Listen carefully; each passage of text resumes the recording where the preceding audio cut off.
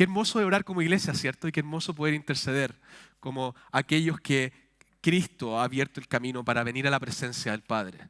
Les voy a pedir ahora que abramos nuestras Biblias en Mateo capítulo 22, versículos 15 al 22. Y como ustedes saben, para nosotros la predicación de la palabra es el momento cúlmine, el momento más alto de nuestra adoración al Señor. Porque por medio de ella Jesucristo habla. Y hemos estado en esta serie, yendo capítulo por capítulo, en el Evangelio de Mateo, y estamos ya con Jesús en Jerusalén, es decir, Jesús hacia ya el final de su ministerio.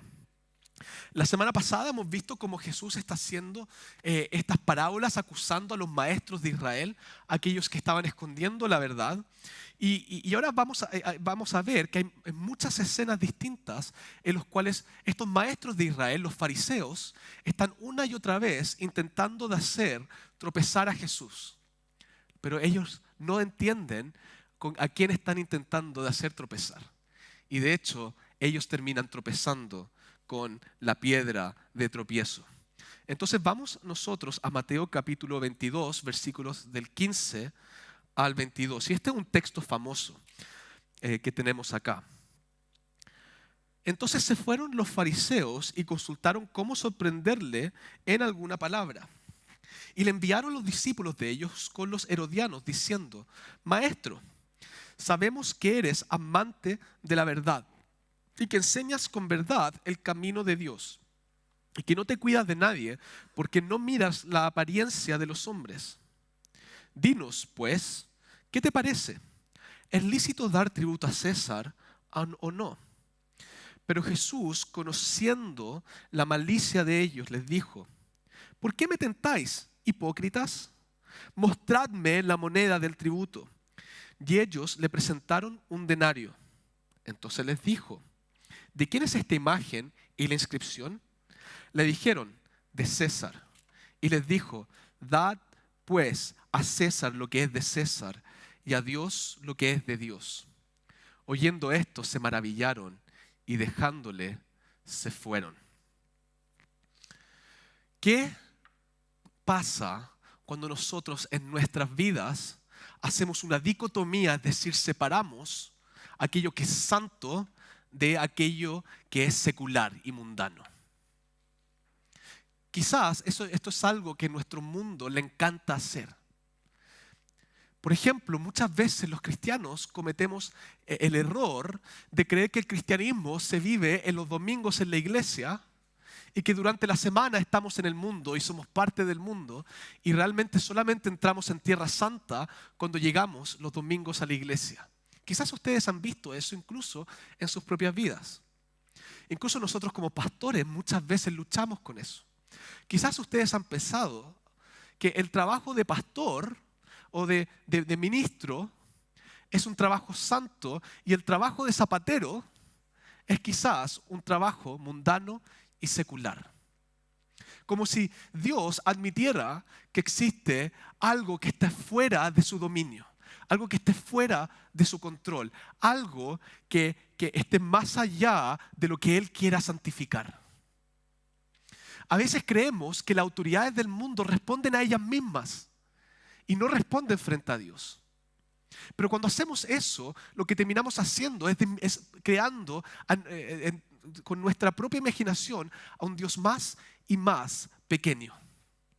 A un Dios que está limitado por lo que sucede en el mundo, un Dios que está debajo de poderes en el mundo, un Dios que solamente gobierna en unas áreas y no en otras. Y peor aún, terminamos causando divisiones incluso entre las personas que están afuera y las personas que están adentro. Quizás esta no es la introducción que ustedes esperaban para este pasaje, porque este es un pasaje que una y otra vez se ha utilizado para hablar de la separación de la iglesia y del Estado. Y vamos a hablar cómo existe una separación sana entre la iglesia y el Estado y cómo Jesús sí nos enseña en este mensaje aquello. Pero también quiero que notemos que acá Jesús nos está pidiendo algo mucho más grande que una separación iglesia y Estado. Porque Jesús no ve al Estado como en contraposición a la iglesia, ni al Estado como en contraposición a Dios. ¿Saben lo que Jesús nos está pidiendo? que todas las áreas del quehacer humano sean entregadas a Dios, porque Dios es dueño de todo.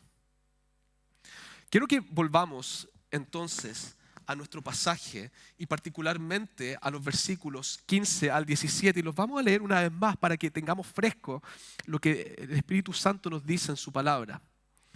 Entonces se fueron los fariseos y consultaron cómo sorprenderle en alguna palabra y le enviaron los discípulos de ellos con los herodianos diciendo: Maestro, sabemos que eres amante de la verdad y que enseñas con verdad el camino de Dios y que no te cuidas de nadie porque no miras la apariencia de los hombres. Dinos pues, ¿qué te parece?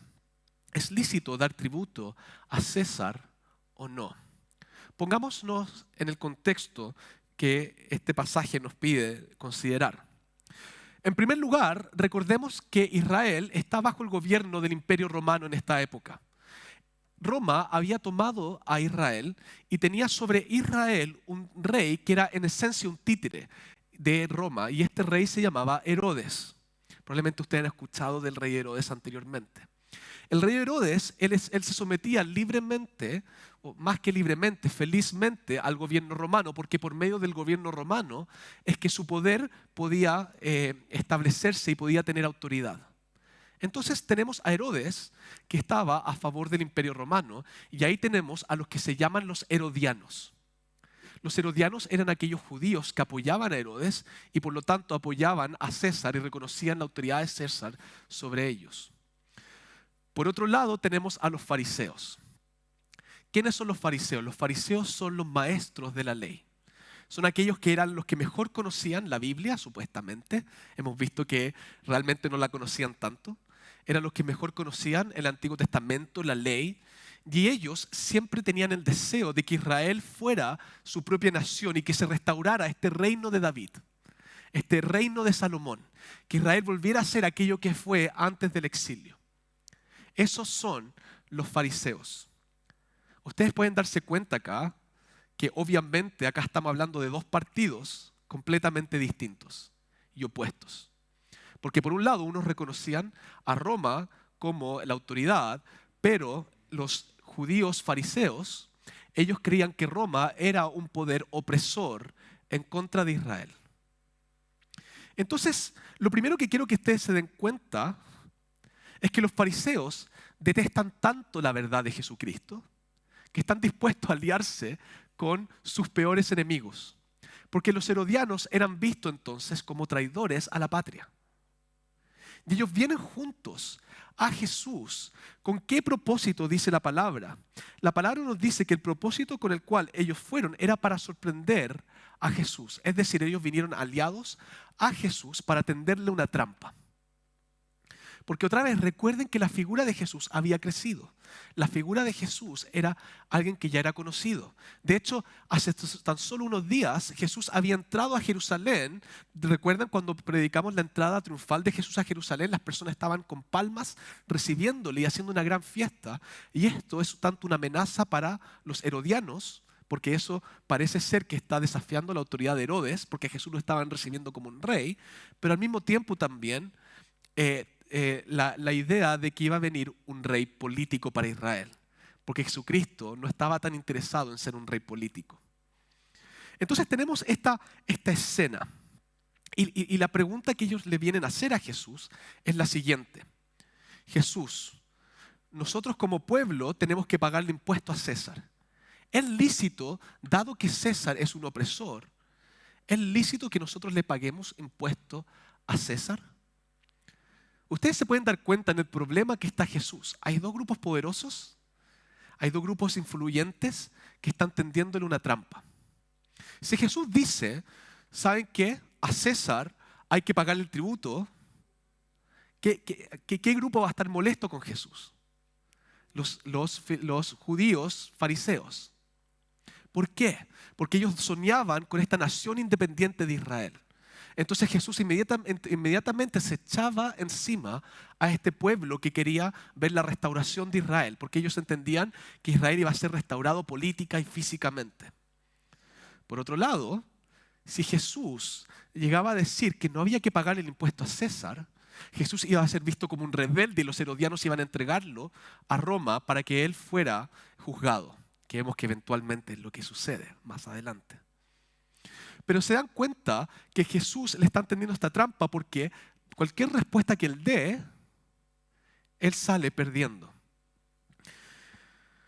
Pero esta pregunta tiene muchos problemas en sí mismos que nos muestra la falta de entrega total de estas personas a Dios.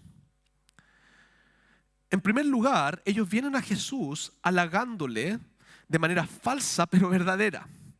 Miren lo que dicen de él en el versículo 16. Y le enviaron los discípulos de ellos con los herodianos diciendo: Maestro, sabemos que eres amante de la verdad y que enseñas con verdad el camino de Dios y que no te cuidas de nadie porque no miras la apariencia de los hombres. La fama de Jesús a estas alturas es innegable y conocida. Jesús es alguien que como ser humano, recuerden que Jesús es 100% hombre, 100% Dios, y Jesús como ser humano, Él obedecía perfectamente a Dios. Y Él enseñaba la palabra de Dios. Y Él cuando hablaba a las personas, Él se entregaba completamente a Dios y no temía a las personas. Déjenme darles un ejemplo. Cuando Jesús estaba enseñando en el Sermón del Monte, ¿Él tenía temor de contradecir a los fariseos en sus enseñanzas? No.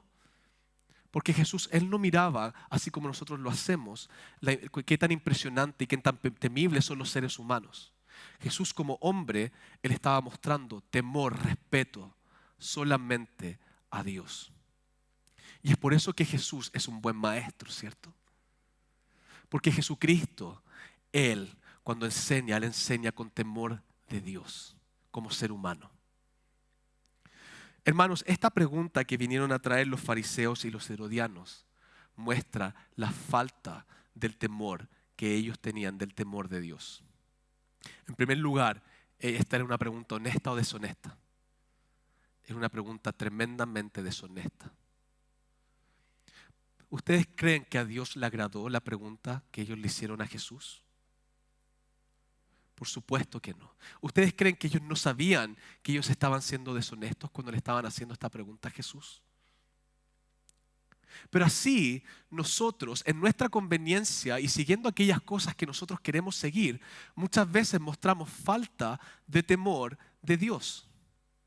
Porque cuando nosotros tememos a Dios, nosotros buscamos obedecerle y entendemos que su juicio es más temible que cualquier juicio, cualquier condenación que pueda venir de los hombres. Nosotros sabemos que cuando nosotros hacemos algo en secreto, Dios nos ve. Y a veces por la falta de temor a Dios, hacemos lo que estas personas están haciendo acá. Estamos desconociendo su autoridad y haciendo aquello que a Dios le desagrada. El primer problema de esta pregunta es que no refleja el temor de Dios. Hay un segundo problema, eso sí, con esta pregunta. Y este segundo problema es que está generando un falso dilema que no comprende realmente la soberanía de Dios.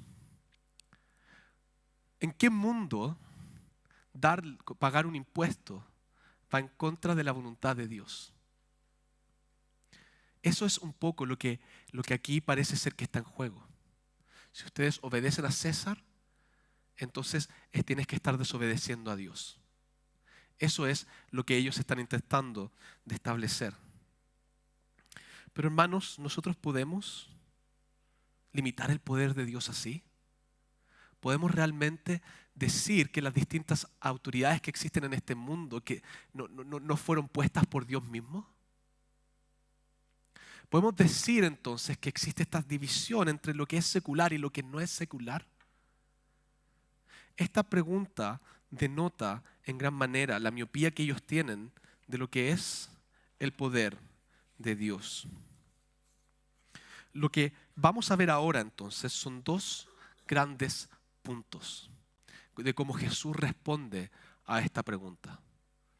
El primer punto de esto es que el César, el gobierno civil, el magistrado civil, es un ministro de Dios y cuando lo honramos, a Dios lo honramos.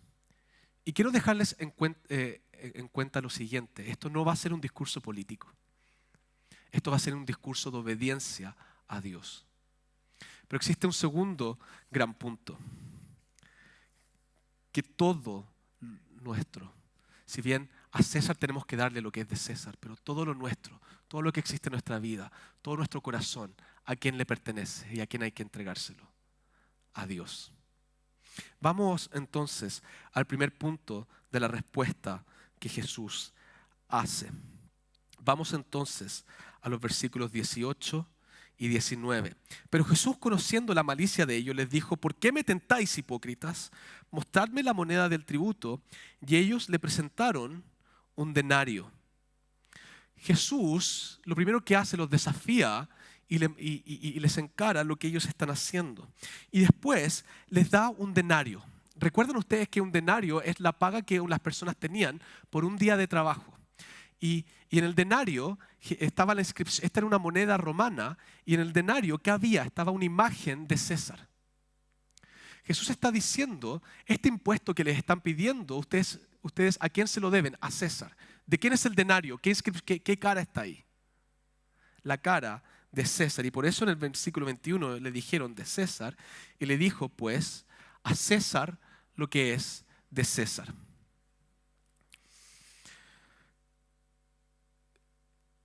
El gobierno civil es una bendición.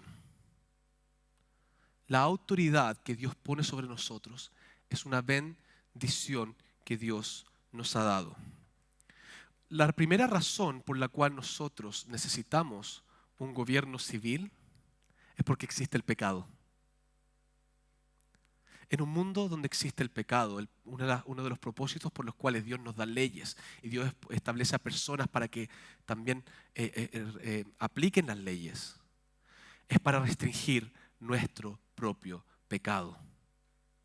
Dios perfectamente nos puede haber dejado que cada uno siguiera los deseos de su corazón. Seamos honestos los unos con los otros. Si es que nosotros no supiéramos lo que es bueno y que es malo, ¿ustedes hacia dónde creen que se va a inclinar nuestros corazones? Cuando yo miro los deseos y mis pensamientos, a veces yo mismo me sorprendo de lo que yo soy capaz de hacer. ¿A ustedes alguna vez han estado en alguna situación o han hecho algo que ustedes pensaron que jamás serían capaces de hacer y después se miran al espejo y dicen: no puedo creer lo que acabas de hacer? No puedo creer que era capaz de llegar tan bajo. Quizás han sentido esa vergüenza antes. Pero nuestros corazones operan de esa forma. Nuestros corazones nos están engañando todo el tiempo. Nuestros corazones le generan daño a los demás. Y el gobierno civil es una bendición para restringir aquello. Y esto no es algo que se me ocurre a mí. Miren lo que dice Romanos 13. Y dice así lo de los versículos del 3 al 7. Porque los magistrados no están para infundir temor al que hace el bien, sino al malo. ¿Quieres pues no temer la autoridad? Haz lo bueno y tendrás alabanza de ella, porque es servidor de Dios para tu bien. Pero si haces lo malo, teme, porque no en vano lleva la espada, pues es servidor de Dios, vengador para castigar al que hace lo malo. Por lo cual es necesario estarle sujeto, no solamente por razón del castigo, sino también por causa de la conciencia. Pues por esto pagáis también los tributos, porque son servidores de Dios que atienden continuamente a esto mismo. Pagad a todos lo que debéis: al que tributo, tributo; al que impuesto, impuesto; al que respeto, respeto; al que honra, honra. Se dan cuenta que la Biblia misma nos está enseñando que los gobiernos son una bendición de Dios, es decir, que son un ministro en las manos de Dios. Quiero que también noten lo siguiente: cuando Jesús dice a César lo que es de César, les está diciendo: ustedes páguenle su impuesto a César. Pero recuerden, César es un gobierno opresor. César es un tirano. ¿Se dan cuenta que esta obediencia no está sujeta si nos gusta o no nos gusta el gobierno de turno? ¿Se dan cuenta que este respeto que nosotros le debemos a la autoridad no está sujeto a quién está sentado ahí?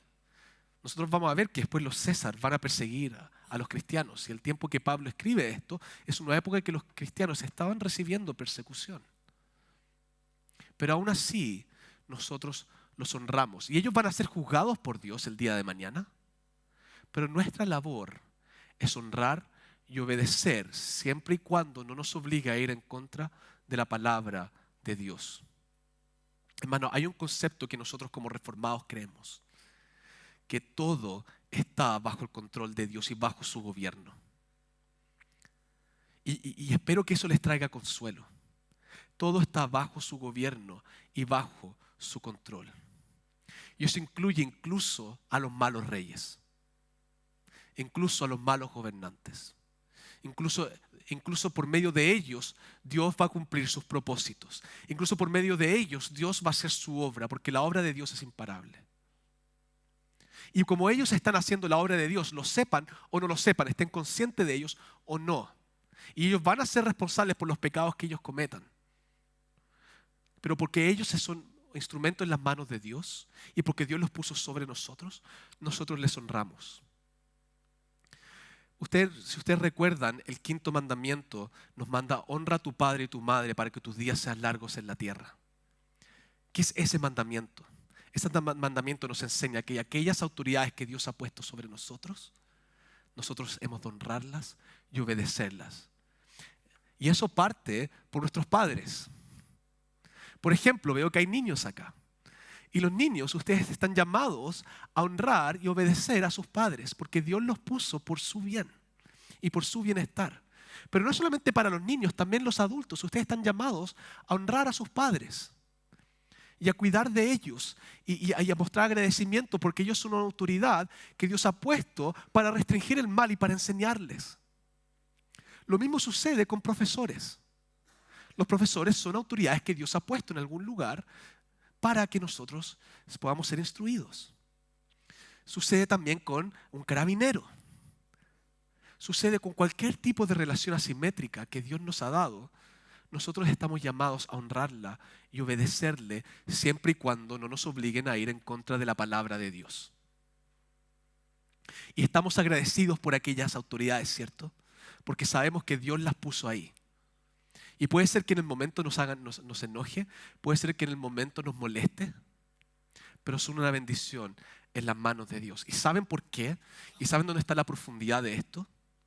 Es que esto es nuestra sumisión a las autoridades que Dios ha puesto sobre nosotros. Es un reflejo de cómo nosotros nos sometemos a Dios mismo. Porque nosotros nos relacionamos con Dios como un rey y nosotros como sus súbditos. Nosotros nos relacionamos con Dios y Dios como un padre y nosotros como sus hijos. Nosotros nos relacionamos a Dios como Él es nuestro Salvador y nosotros quienes somos salvados. Dios es ahora el que guía nuestras vidas. Cuando nosotros desobedemos a las autoridades que Dios ha puesto sobre nosotros, en el fondo estamos desobedeciendo a Dios mismo. El ejercicio de someternos a las autoridades que Dios nos ha puesto es un ejercicio de sometimiento a Dios mismo. Pero Dios tiene todo derecho a pedirnos eso, porque ahora nosotros ya no nos pertenecemos a nosotros mismos, sino que le pertenecemos a Él. Y aquí es donde nosotros también tenemos que recordar que nosotros tenemos que ser sal y luz en este mundo también.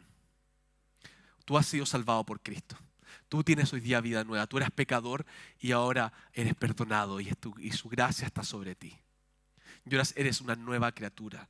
Y como nueva criatura tú tienes que ser sal y luz del mundo. Hermanos, tenemos que ser buenos ciudadanos y un buen testimonio para los que están afuera. Eso significa que tenemos que pagar nuestros impuestos. El gobierno tiene derecho a recaudar impuestos. Y porque sabemos que es una obra de Dios, nosotros tenemos que ser responsables. Pero ¿qué pasa si el impuesto es muy alto, hermanos? ¿Nosotros queremos responder a nuestra autoridad o no? ¿Queremos honrar a Dios o no? ¿Qué pasa con otras áreas? Tener nuestra licencia de conducir al día. Mantener también la revisión técnica. A mí me toca este mes, estoy contra la hora. Todas esas cosas pequeñas que a nosotros parecen ser cotidianas y mundanas son pequeñas cosas por las cuales nosotros también glorificamos a Dios en gran manera. Tenemos que honrar a Dios y obedecer incluso en lo más pequeño. Porque Jesucristo dice, el que rompe el más pequeño de estos mandamientos rompe toda la ley. Ahora, ¿significa que tenemos que hacer aquello que va en contra de la voluntad de Dios? No, por supuesto que hay un límite. Si el gobierno civil nos dice dejen de leer sus Biblias, bueno, nosotros vamos a seguir leyendo nuestras Biblias. Pero al mismo tiempo es un acto de sumisión y renuncia propia para aquello.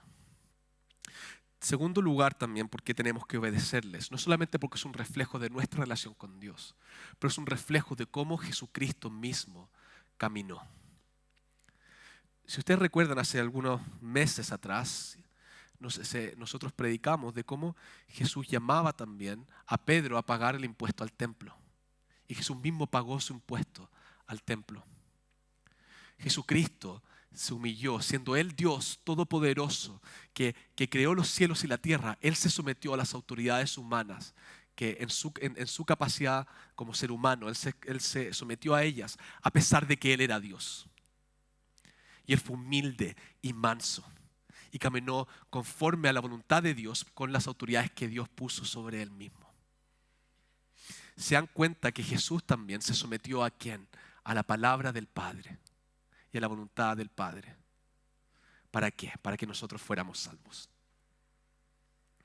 Cuando nosotros nos sometemos a las autoridades que Dios ha puesto sobre nosotros, estamos caminando como Cristo camina. Estamos caminando como Cristo nos enseñó a caminar. Y eso debiera llenarnos de gozo, llenarnos de alegría. ¿Queremos ser como Jesucristo? Entonces caminemos como Él caminó. Antes de pasar también al siguiente punto, quiero también que noten lo siguiente. La otra razón por la cual nosotros no nos angustiamos con obedecer a las autoridades presentes es porque nosotros sabemos que tenemos una mejor autoridad. Piensen en lo siguiente. ¿Por qué los judíos se están rebelando en contra de pagarle un impuesto a César? Porque ellos están poniendo sus ojos y su corazón en el reino de este mundo. Están poniendo su corazón en las potestades de este mundo. Están creyendo que tiene que Israel estar fuerte y Israel sostenerse para que sus necesidades sean suplidas y para que las promesas de Dios se cumplan. Pero el reino de Jesucristo es el reino de este mundo. Jesucristo trae un mejor reino y sobre nosotros hay una mejor autoridad, que es la autoridad de Dios. Y puede ser que tú en tu vida has tenido malas autoridades. Puede ser que en tu historia tú hayas tenido malos padres. Puede ser que tú hayas tenido relaciones difíciles con tus profesores. Incluso quizás con tus pastores y con las autoridades eclesiásticas que Dios ha puesto. Puede ser que haya sido difícil. Pero ¿sabes qué? Hay una mejor autoridad, una autoridad que no te oprime, sino que te libera. Una autoridad que no abusa de ti, sino que te ama, te cuida y te alimenta y te fortalece y te hace caminar bajo su protección.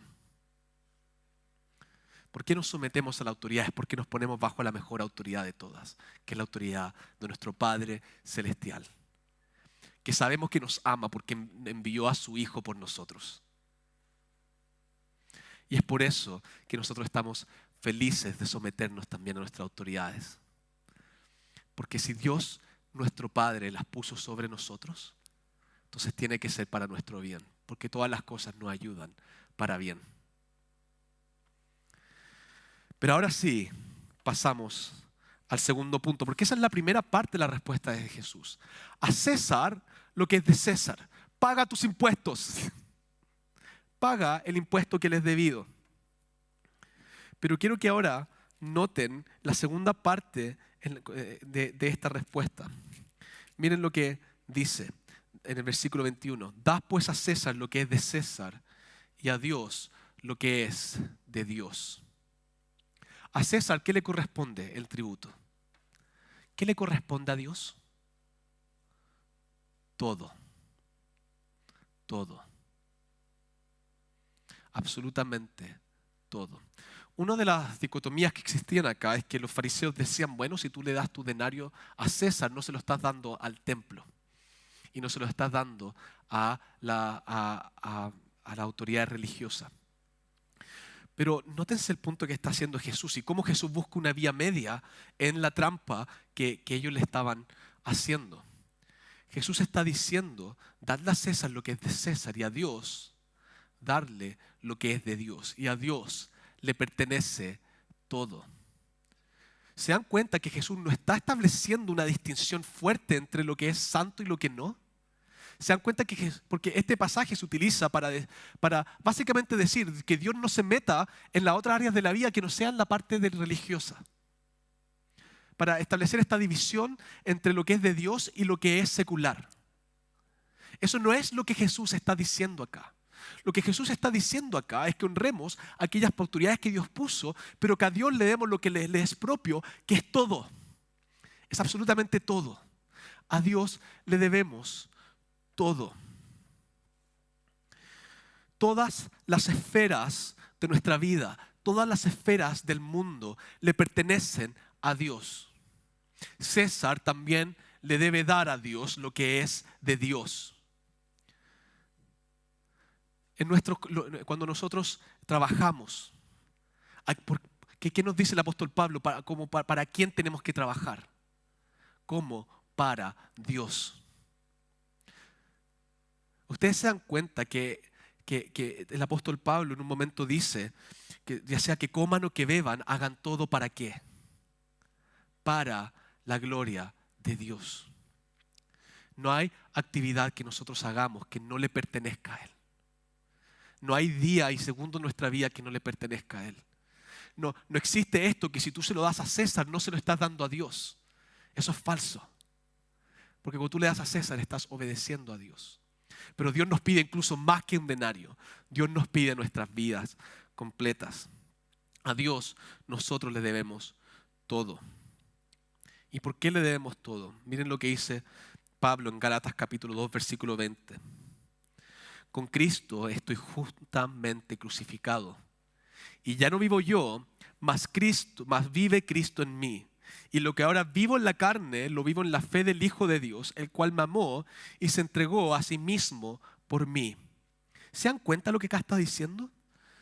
Ya no vivo yo, mas Cristo vive en mí.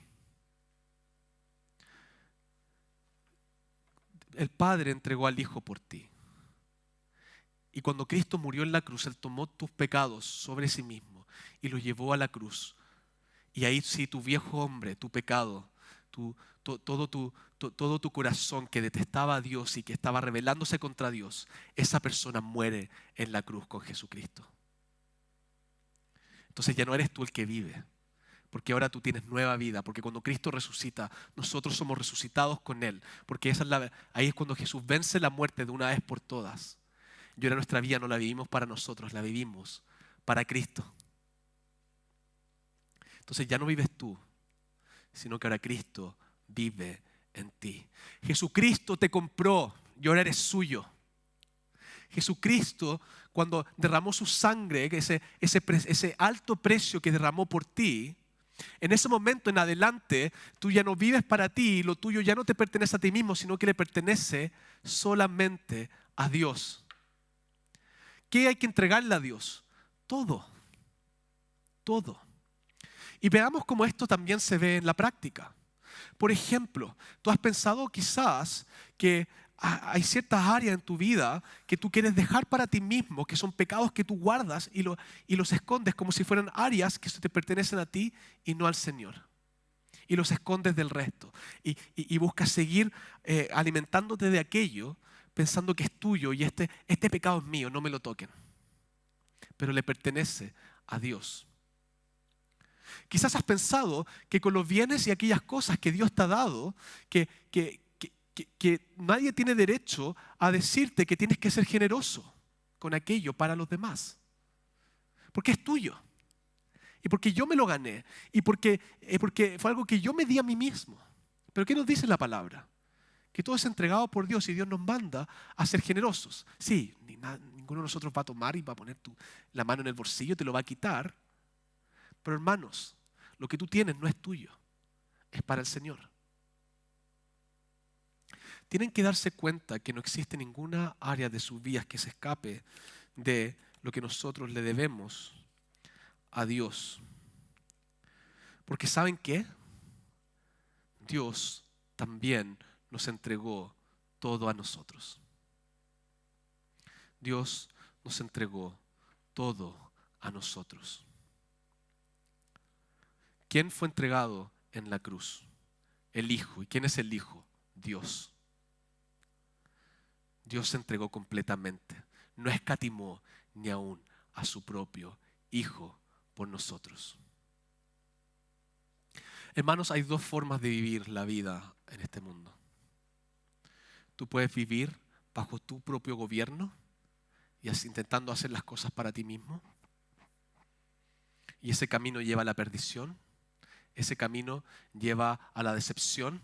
Ese camino nos lleva quizás a un placer temporal, pero que al final del día es vanidad. O podemos vivir en obediencia a Cristo como criaturas nuevas, viviendo la nueva vida que por su gracia nos dio. Y es una vida que nos lleva a una vida eterna. Tus dones, ¿los estás usando para la gloria de Dios? Tu tiempo, ¿los estás usando para la gloria de Dios?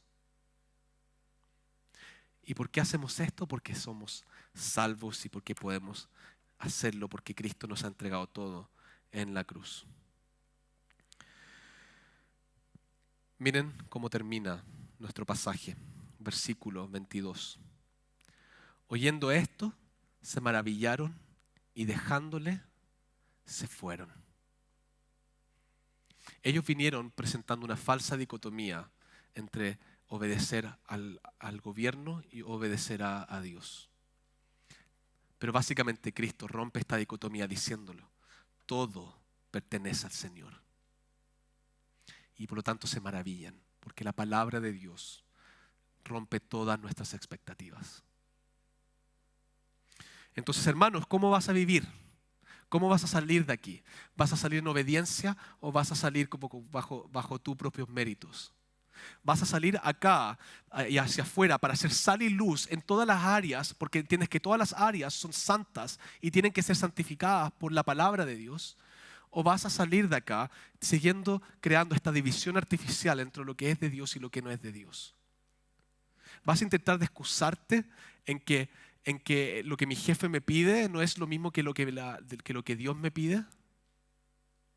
¿Vas a salir a excusarte porque algo no es conveniente la obediencia?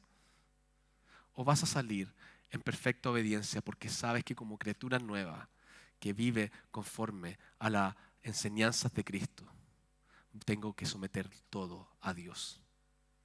Entonces vamos y entreguemos nuestras vidas a Él. Amén. Amén. Vamos a Él en oración.